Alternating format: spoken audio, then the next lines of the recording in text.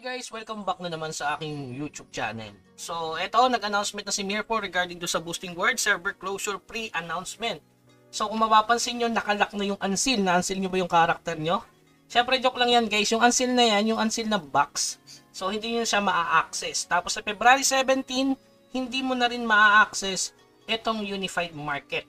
Tapos yung last day ng boosting ay hindi na extended guys. Nakalagay naman dito, Boosting World server closure schedule is February 18, Tuesday at the start of the update maintenance. So regarding sa character, walang sinabi kung anong level ka, anong kailangang level ng character, di ba? So nakalagay lang dito, once the Boosting World server closes, character will be transferred to a randomly assigned regular server within their designated region. So ibig sabihin random kayo matetele or dito sa Asia 2, Asia 1, yan, no? Asia 2, Asia 4, MENA, in MENA 1. So, random, guys. Since meron naman kayong ticket dyan, di ba?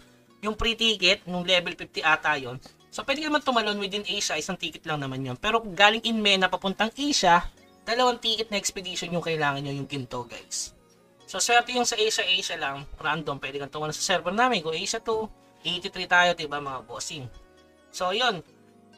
Tapos regarding naman sa ano guys, yung ano ba yung may isasama pag tumalon. So nakakalungkot hindi kasama yung clan. Kapag tumalon ka ng server. So ito male kasama, ay hindi, ano nakaganon lang siya. Yung Vigor, ayan oh, will be transfer, yung Karma hindi, yung Friends ayan nakalagay naman dito guys. Yung chat logs hindi rin. Expedition, yun, assassin mode, matatransfer yung clan, nakakalungkot hindi kasama.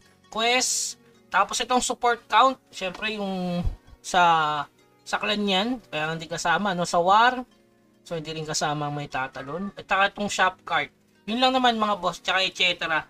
All invitation, new target information, wanted lead registration, so hindi siya masasama once na itinalon yung inyong character. Yung clan lang talaga, no, sayang, no? Parang gumawa ka lang ng clan sa wala, so hindi matatransfer yung clan. Yun ang nakakalungkot guys. Hindi matatransfer yung land. Pero yung level, ito yung importante. Walang level na sinabi required. Kala ko level 100, di ba? So, ayan, ensure you review which character data will carry over to your new server to avoid any confusion. Some data will not be transferred or restored after the Boosting World server closure, including mail. Ayan, ayun pa na, nakalagay na pala dito eh. Be sure to claim necessary item information.